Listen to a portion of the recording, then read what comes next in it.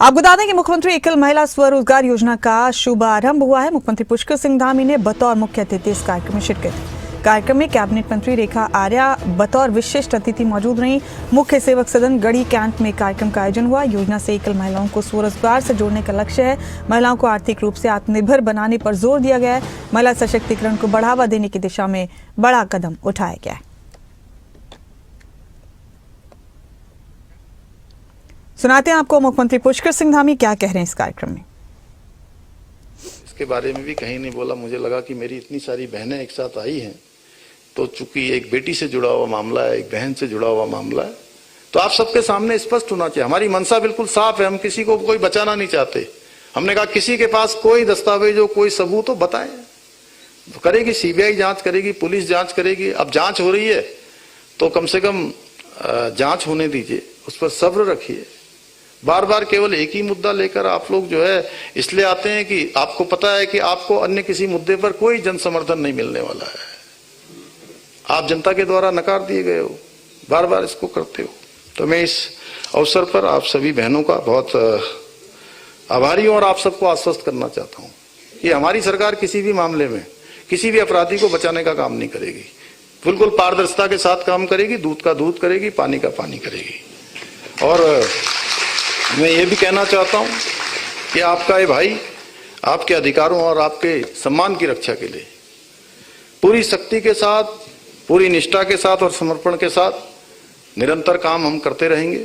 मुझे पूरा विश्वास है कि एकल मुख्यमंत्री महिला स्वरोजगार योजना के माध्यम से हमारी मातृशक्ति बहनें न केवल स्वयं को सशक्त और आत्मनिर्भर बनाएंगी, बल्कि उत्तराखंड को देश का अग्रणी राज्य बनाने के हमारे विकल्प रहित संकल्प को साकार करने में भी अपना महत्वपूर्ण योगदान देंगे।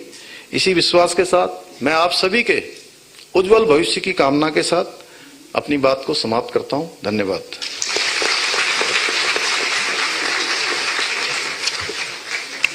बहुत बहुत धन्यवाद माननीय मुख्यमंत्री जी आपके आशीर्वचनों का।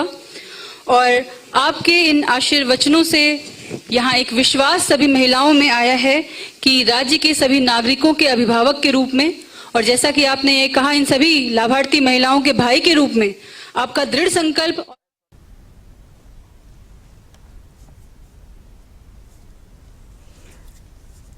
तो कैबिनेट मंत्री रेखा आर्या भी मौजूद हैं इस कार्यक्रम में। मुख्यमंत्री एकल महिला स्वरोजगार योजना का शुभारंभ किया है मुख्यमंत्री पुष्कर सिंह धामी ने, और इसी कार्यक्रम में उन्होंने अपना संबोधन भी दिया। ऑपरेशन सिंदूर चल रहा था तो दोनों ही जो महिला पायलट थी हमारी, वही जो है पूरी सब जानकारियां हमको दे रही थी। कैसे कैसे हमारी सेनाएं किस प्रकार का साहस कर रही हैं, किस प्रकार का कर्तव्य कर रही हैं, किस प्रकार वीरता से आगे बढ़ रही हैं। ऐसे सभी मोर्चों पर आज हमारी मातृशक्ति काम कर रही है। हमारे देश की महिलाओं ने अपने हुनर से प्रत्येक क्षेत्र में अपना लोहा मनवाया है। और आदरणीय प्रधानमंत्री जी के नेतृत्व में नारी तू नारायणी के साथ मातृशक्ति के कल्याण के लिए और सशक्तिकरण के लिए आज देश में निरंतर काम हो रहा है। देश की आजादी के बाद पहली बार मैं कह सकता हूं कि सभी सरकारों से अधिक काम प्रधानमंत्री मोदी जी के नेतृत्व वाली सरकार ने हमारी मातृशक्ति के उत्थान के लिए शुरू किया है। चाहे वो संसद में, विधानसभाओं में 33% के आरक्षण से संबंधित बिल को मंजूरी देनी हो। आने वाले समय में बहुत बड़ी संख्या विधानसभा और लोकसभा में आप सबकी दिखाई देने वाली है। बेटी बचाओ बेटी पढ़ाओ अभियान हो, बेटियों की शिक्षा और सुरक्षा को प्राथमिकता देना हो, उज्ज्वला योजना लाकर चूल्हे के धुएं से मुक्ति दिलाना हो, लखपति दीदी योजना लाना हो, महिलाओं को आत्मनिर्भर बनाना हो, ट्रिपल तलाक जैसी कुप्रथा को समाप्त करना हो। ये सभी ऐतिहासिक काम मातृशक्ति के सशक्तिकरण के लिए प्रधानमंत्री मोदी जी के नेतृत्व में आगे बढ़े हैं।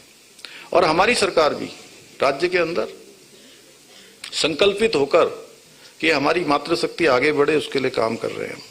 शिक्षा, स्वास्थ्य, उद्यमिता और नौकरियों तक प्रदेश के अंदर मातृशक्ति की भागीदारी सुनिश्चित करने के लिए लगातार हम प्रयास कर रहे हैं। हमारी सरकार के द्वारा उत्तराखंड में उत्तराखंड राज्य ग्रामीण आजीविका मिशन के माध्यम से ग्रामीण क्षेत्र की महिलाओं को सशक्त बनाने का कार्य किया जा रहा है।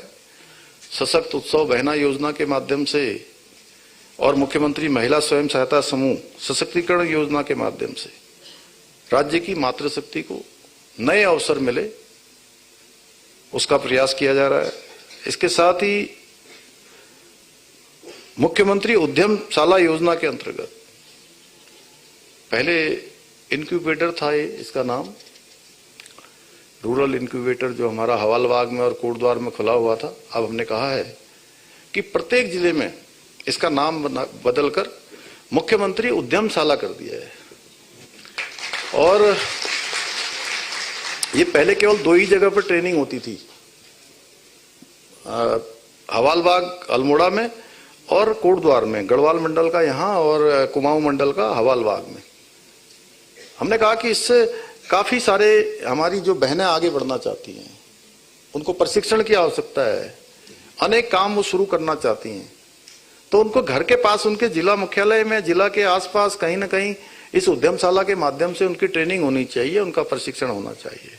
इसलिए प्रत्येक जिले में ये महिला उद्यमशाला योजना के अंतर्गत काम किया जा रहा है और उनके द्वारा निर्मित उत्पादों को एक ब्रांड के रूप में विकसित करने का भी काम किया जा रहा है। इतना ही नहीं, हम 15,000 से अधिक महिला उद्यमियों, स्वयं सहायता समूह और लखपति दीदियों को इसकी सुविधा प्रदान कर रहे हैं। महिला मुख्यमंत्री उद्यमशाला योजना के अंतर्गत लोकल फॉर वोकल हो, उसके माध्यम से, या लोकल टू ग्लोबल, हमारे जो उत्पाद हैं आज उनको वैश्विक पहचान मिल रही है। हाउस ऑफ हिमालय ब्रांड आज हमारा एक देशव्यापी और मैं कहूं कि देश के बाहर भी हमारा एक प्रमुख ब्रांड बनता जा रहा है, जिसके अंतर्गत हम उच्च गुणवत्ता वाले उत्पादों को विभिन्न ई कॉमर्स प्लेटफॉर्म्स और इन हाउस स्टोर्स के माध्यम से लोगों तक पहुंचा रहे हैं। मुझे बताते हुए आप सबके बीच में अत्यंत प्रसन्नता हो रही है कि आज राज्य में लगभग 5 लाख महिलाएं और 70,000 से अधिक स्वयं सहायता समूह बनाकर अपना व्यवसाय कर रही हैं।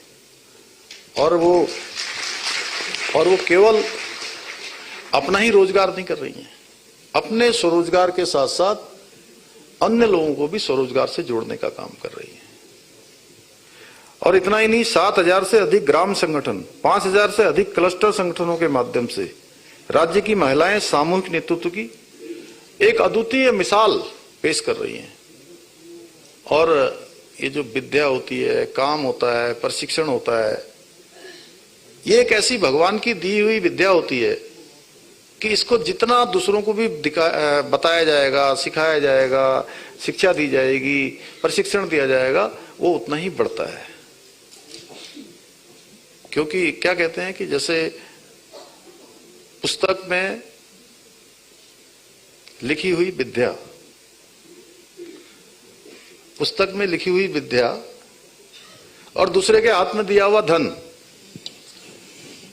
ना तो जो है समय आने पर पुस्तक में लिखी हुई विद्या काम आती है, नहीं वो धन काम आता, हमारे शास्त्रों में कहा गया है। इसलिए विद्या का जितना प्रचार प्रसार हो, जितना लोगों को बढ़ाया जाए, उतना हमको देना चाहिए। मैं उन बहनों को भी नमन करता हूं जो स्वयं के साथ साथ अन्य लोगों को भी आज रोजगार से जोड़ रही हैं। प्रदेश की हमारी मातृशक्ति के द्वारा अनेक काम किए जा रहे हैं और हम भी राज्य के उत्पादों की प्रोसेसिंग, पैकेजिंग, बिक्री के लिए एक सशक्त इकोसिस्टम तैयार करने पर लगातार काम कर रहे हैं। सरकारी नौकरियों में हमारी बहनों का, मातृशक्ति का सशक्तिकरण हो, उनको हर अवसर मिले, इसके लिए हमने पहले ही 30% का आरक्षण सरकारी सेवाओं में लागू किया है। वहीं समान नागरिक संहिता हम लागू ही कर चुके हैं। इसके अतिरिक्त अनेक काम हम आगे बढ़ा रहे हैं। अभी मैं आज इस अवसर पर आप सभी से कहना चाहता हूं, कई बार बहुत सारे लोग तमाम प्रकार के फैब्रिकेटेड माहौल भी बनाते हैं, झूठी बातें, अफवाहें फैलाने का काम करते हैं। आप देख रहे होंगे कि आज से लगभग 3.5 साल पहले राज्य में एक दुखद घटना घटी थी। हमारी बेटी, हमारी बहन अंकिता भंडारी बहुत पीड़ादायक घटना थी। उस घटना को आप सब लोग नजदीक से जानते हैं।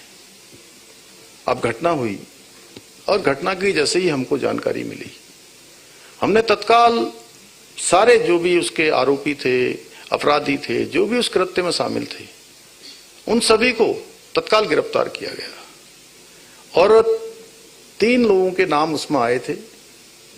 तीनों को गिरफ्तार करके जेल भेजा गया। महिला आईपीएस अधिकारी, उनके नेतृत्व में एक SIT special team, special investigation team बनाई गई और उस टीम ने लगातार कई महीनों तक काम किया। एक एक आदमी से पूछताछ करी, एक एक व्यक्ति से जो भी संबंधित था, और उसके बाद एक अखबार में भी निकाला, समाचार दिया कि अगर इस घटना से संबंधित किसी के पास भी कोई भी जानकारी है तो वो पुलिस को दे सकता है, एसआईटी टीम को दे सकता है।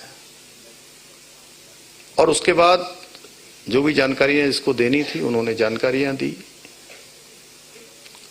और 1000 पन्नों की पूरी जांच रिपोर्ट माननीय न्यायालय में लगाई गई। हाई कोर्ट, सुप्रीम कोर्ट और जिला कोर्ट, सारी की सारी कोर्टें उसमें इन्वॉल्व थी। और वो लगाने के बाद जब उसका फैसला आया तो फैसला को पता ही है, 3 जो उसमें संलिप्त जिन लोगों के नाम आए थे वो 3 के 3 आज जेल की सलाखों के पीछे हैं। उनको उम्र कैद की सजा हो गई। उसके बाद फिर से इन दोनों फिर से वो एक वीडियो क्लिप, ऑडियो क्लिप आपस में बात करते हुए 2 लोगों की एक ऑडियो क्लिप के आधार पर फिर से उसको जो है हवा दी गई कि भाई इसमें कोई शामिल है, कोई नहीं है। तो हमने कहा कि नहीं, जब ये मामला आ गया है तो मैं उनके माता पिता से बात करूंगा, क्योंकि असली पीड़ित कोई है इस घटना में तो उनके माता पिता हैं। कुछ लोग केवल राजनीति करना चाहते हैं, जिनके पास कोई मुद्दा नहीं है, बार बार उस बेटी की आत्मा को झकझोरने का काम करते हैं। जब सरकार सब काम कर रही है, प्रशासन सब काम कर रहा है, फिर लेकिन उनके माता पिता को हमने बात करी, उनको मैंने यहाँ संदेश भिजवाया कि मैं आपसे बात करना चाहता हूँ। वो आए मेरे पास, मैंने कहा बताइए आप क्या चाहते हैं इसमें। उन्होंने हमको कहा कि इसमें एक वीआईपी का जैसा नाम आ रहा है और हम चाहते हैं कि आप इसकी जांच करवा दीजिए। उन्होंने एप्लीकेशन लिख के दी, हमने जो है सीबीआई के लिए संस्तुति कर दी उनकी एप्लीकेशन के साथ। अब सीबीआई की जांच हो रही है, लेकिन कुछ लोगों को चूंकि और कोई उनके पास मुद्दा ही नहीं है, कोई ऐसी बात नहीं है, बार बार भावनाओं से खिलवाड़ करने का काम कर रहे हैं। अरे भाई, जब आप पूरा उनके माता पिता कह रहे थे, लोग कह रहे थे, अब सीबीआई करवा दी है। सीबीआई जांच करेगी, दूध का दूध और पानी का पानी हो जाएगा। और कुछ ऐसे भी लोग हैं उसमें, जब उन्हीं के ऊपर सीबीआई हो रही थी तो भाग रहे थे, कहते सीबीआई ठीक काम नहीं करती है। आपने भी सुना होगा। लेकिन अब केवल और केवल जो है राजनीतिक मुद्दा बनाने के लिए वो बार बार सीबीआई की बात करते हैं। मैं इतना इसके बारे में भी कहीं नहीं बोला। मुझे लगा कि मेरी इतनी सारी बहनें एक साथ आई हैं, तो चूंकि एक बेटी से जुड़ा हुआ मामला है, एक बहन से जुड़ा हुआ मामला है, तो आप सबके सामने स्पष्ट होना चाहिए। हमारी मंशा बिल्कुल साफ है, हम किसी को कोई बचाना नहीं चाहते। हमने कहा किसी के पास कोई दस्तावेज हो, कोई सबूत हो, बताएं। तो करेगी सीबीआई जांच करेगी, पुलिस जांच करेगी। अब जांच हो रही है तो कम से कम जांच होने दीजिए उस पर।